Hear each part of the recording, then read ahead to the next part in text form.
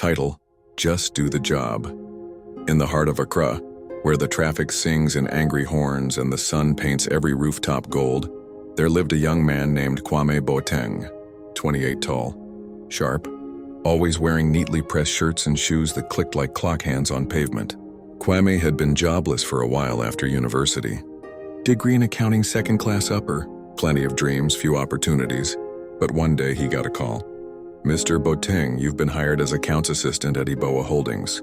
Start Monday." It wasn't a flashy job, no corner office, no air-conditioned company car, but it was something, and Kwame was grateful. His new workplace was a concrete building tucked between a printing press and a chop bar. No receptionist, no glass doors, just work. The staff, a mix of the weary, the watchers, and the whisperers. You know the type. People who measure success by how slowly they can carry a file.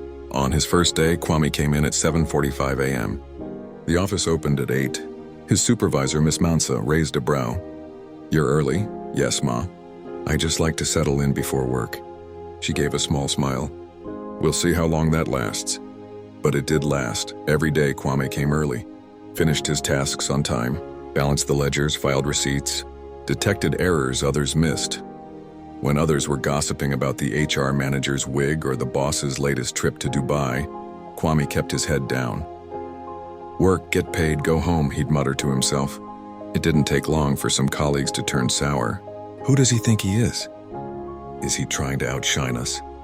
See this one doing Mr. Perfect. But Kwame didn't care. He didn't join their idle talk. Didn't fake sickness, didn't disappear for 2-hour lunch breaks. Didn't flirt for favors. He just did his job quietly. Consistently, one Thursday afternoon, a crisis hit.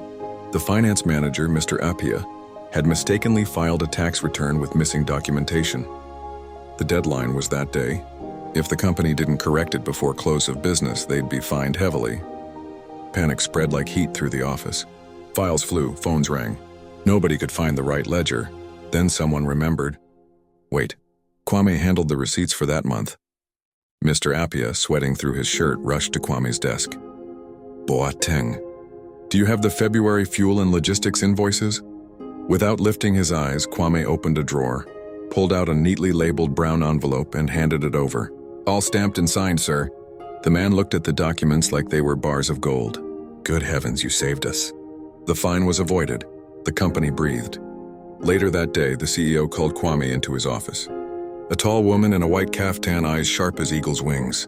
"I've been watching you," she said. Kwame blinked. "Madam, you don't complain. You don't cheat, you don't waste time. You just work and go home." He nodded. "That's rare. I'm moving you to the internal audit team. Better pay, more responsibility.